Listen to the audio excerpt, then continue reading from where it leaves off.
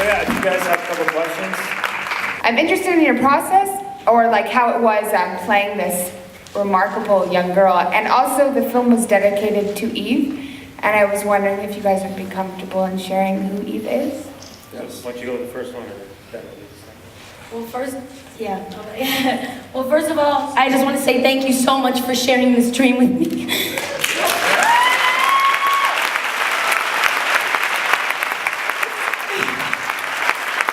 Man, I'm such a wuss. It's really an honor to have all of you guys here and to be here with us and this amazing cast. It was such an honor to work with every single one of you and the rest of the cast that is in here. I'm so blessed, so blessed. So thank you for staying and being with us for this. Secondly, oh man, it was a treasure, it was an honor, it was a blessing to play her because she's so hard and she's so tough, and she's this awesome, amazing character that has a voice that just wants to get it out there, and I feel very connected to that, I mean, like, I like to laugh and joke around a little bit more than that, but it was just such a wonderful experience to jump into the Latino hip-hop community and to really give over to something that I didn't know anything about, and pay respect and homage to that amazing community, because it has been around, for a decade plus, and it's about time that we got to share that story, and we got to share a story about a young Latina lead, and it's a first, generation American, second generation, it's our story, and everybody can connect with it because we all have a dream and we all aspire to do something and to help our families. So she means the world to me. Yeah, so thank you.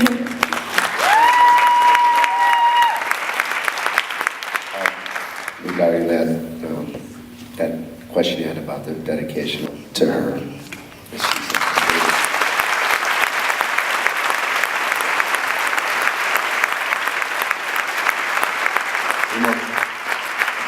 Next question, yes. Yes, sir. Where in addition to the acting, you need a particular skill, which is going to be the musical heart and soul of the film. How do you go about looking for that, and how do you balance the two needs? And you said that she took on a lot of training afterwards. So speak a little bit about the casting process. Yeah, it's a funny story. When we gave the draft of the script to Edward, we were hoping that he would come on board.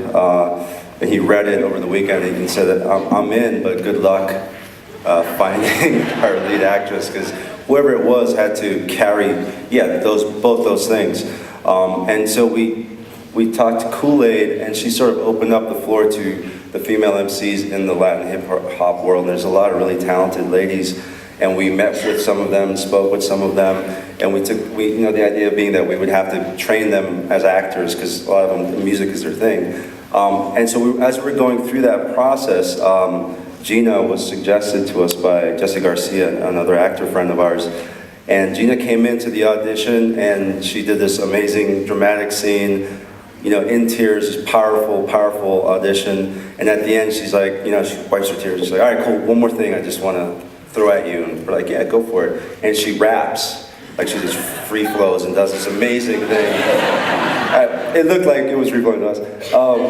And we said, cool, thanks, we'll let you know. And she walked over like, that's Billy Brown, that's her, that's Gina.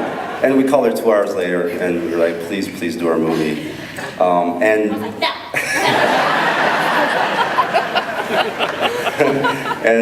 And then she just fully committed to the project, and she worked actually. I mean, she's so talented. What's great about working with Gina is you can see Gina is not Philly Brown. She isn't. I mean, Gina Rodriguez is such a giving person that she was with us all the time. She was working with the other actors. She just wanted it to feel like this was her family. So it's very rare to find that kind of a commitment. I just like the free food. Yeah.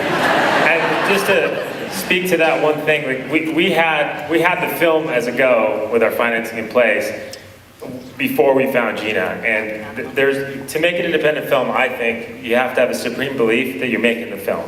So we were going to make the film, and we just put it out into the world, into the ether, and we were so lucky to find this woman. So I don't think you can wait around to find a gem like this. You just have to put your head down and go and hope it shows up. So that's what happened to us.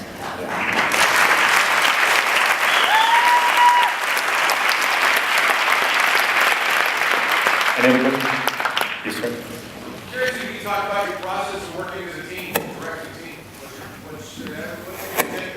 Well, we've both done features separately, so we didn't start out as a directing team.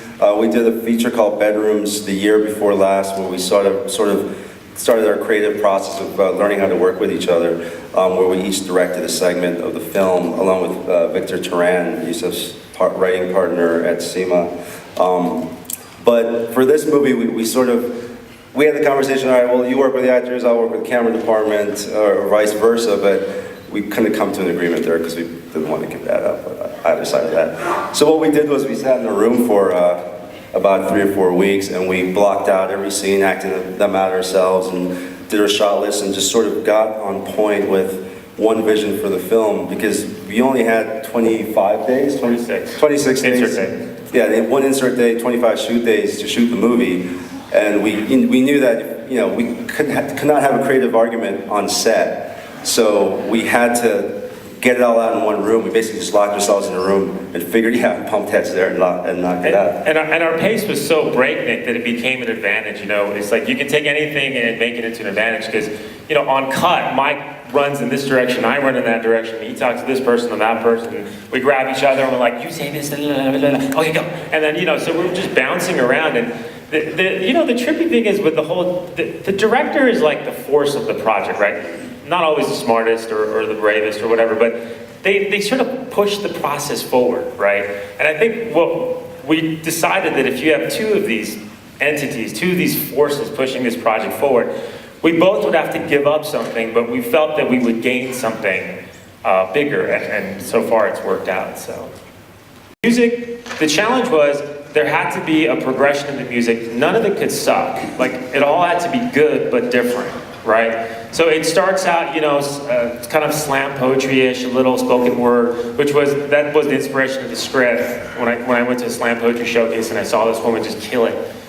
And then, she keeps evolving. She gets a little more underground Latin rap, like on stage, and then she just gets more and more produced as she goes up in the ranks, or goes up in the scale, and then she lands on the final, her real true voice, which is an amalgamation of all those. So, obviously we wanted to play with that. We wanted to play with a woman's journey in the musical world. And there's, also, there's a lot of different styles of music too, because, Yusuf and I have our taste, Kool-Aid obviously has her taste, our composer Reza has his tapes, and we sort of let that all bleed into the musical process. You have, dubstep, electronica, you have different types of hip hop. So I guess we just allow the creative process to happen in the music. Okay, time for one more question. It better be a doozy. Yes, I'm kidding.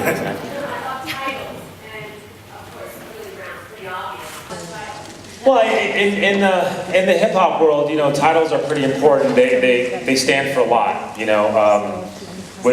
know artists, Eminem, from their titles, from what they call themselves. And this film, in the end, is about identity. It's about who is Philly Brown. Like, who is she? As she changes her music and herself, she evolves and changes as the film progresses. So really, it speaks to that.